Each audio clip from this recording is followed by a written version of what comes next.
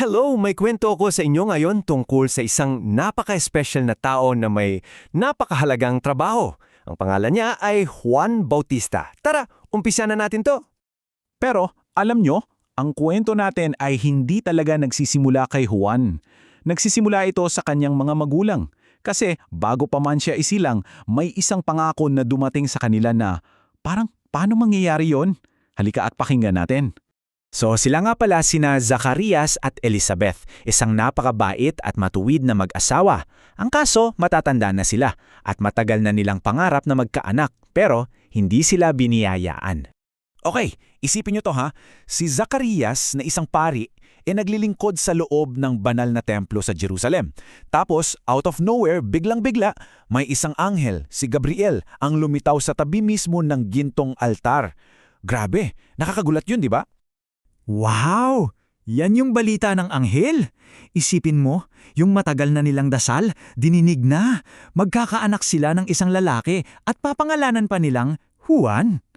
Napakagandang balita, di ba? Dito medyo interesting kasi makikita natin yung pagkakaiba. Si Zacarias na isang pari at matanda na parang nagduda pa. Nagtanong siya, paano mangyayari yan? Samantalang si Maria na mas bata pa, nung sinabihan din ng anghel, ang sagot niya buong puso siyang nagtiwala. At dahil nga sa pagdududa niyang yon, ito ang nangyari. Naging pipi si Zacarias. Hindi siya makapagsalita. Para bang isang tahimik na paalala na ang pangako ng Diyos, kahit gaano pa kaimposible, ay matutupad sa tamang panahon. At gaya nga ng sinabi ng anghel, natupad ang pangako. Ipinanganak ang isang sanggol na lalaki, si Juan. At sa sandaling yun, nakapagsalita na ulit si Zacarias. At alam niyo kung anong una niyang ginawa? Pinuri niya ang Diyos dahil sa napaka-espesyal na misyon ng kanyang anak. Magandang tanong yan, di ba? Kasi yung pagkabata ni Juan, hindi talaga siya pangkaraniwan. Ibang-iba sa mga batang kaedad niya. So bakit nga ba? Ating alamin. So ayun nga, napaka-espesyal talaga ni Juan. Yung tahanan, mga kuweba at burol. Ang damit, gawa lang sa balahibo ng kamelyo. At ang pagkain niya, balang at pulot pukyutan. Ganyan kasimple ang buhay niya sa ilang para may handa ang sarili niya sa kanyang misyon. Dito siya naging matatag, malayo sa lahat ng gulo ng syudad. At matapos ang maraming taon ng pag-iisa at paghanda, handang-handa na si Juan. Lumabas siya mula sa disyerto at may dala-dala siyang isang napakalakas na mensahe para sa lahat ng tao. Sigurado akong nagulat ang mga tao sa itsura ni Juan.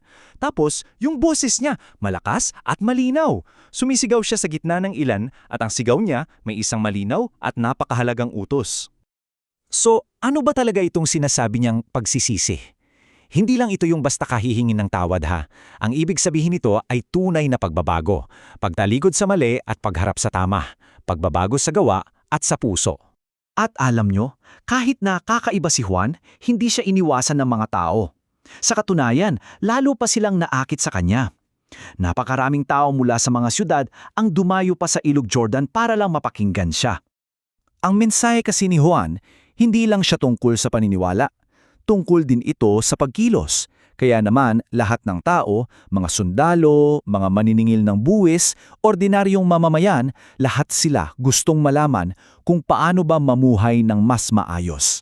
At ang ganda sa mga payo ni Juan, sobrang praktikal. Hindi niya sinabi sa mga tao, "Hoy, iwan niyo yung trabaho niyo." Hindi. Ang sinabi niya sa simpleng salita, maging mabuti ka. Sa mga may dalawang damit, magbahagi ka. Sa mga maniningil ng buwis, maging tapat. Sa mga sundalo, huwag abusado. Napakasimple at napaka-practical, di ba? Naging sobrang sikat ni Juan. Talagang sikat na nagsimula ng magtanong ang mga tao. Siya na ba yung Mesiyas na hinihintay natin? Pero si Juan, napakaklaro niya kung ano lang talaga ang trabaho niya. At dito, kitang-kita yung kababaang loob niya. Alam na alam ni Juan na hindi siya ang bida sa kwentong ito. Siya lang yung, kumbaga, opening act. Siya yung tagahanda ng daan para sa tunay na bida na darating, si Jesus.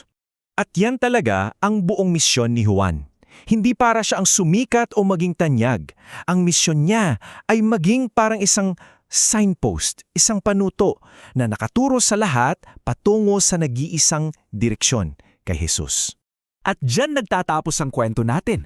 Ang misyon ni Juan na maghanda ay nagiiwan sa atin ng isang tanong. Para sa'yo, ano ang mga mahalagang bagay na pinaghahandaan mo sa buhay mo? Sana ay may natutunan kayo. Salamat sa pagsama!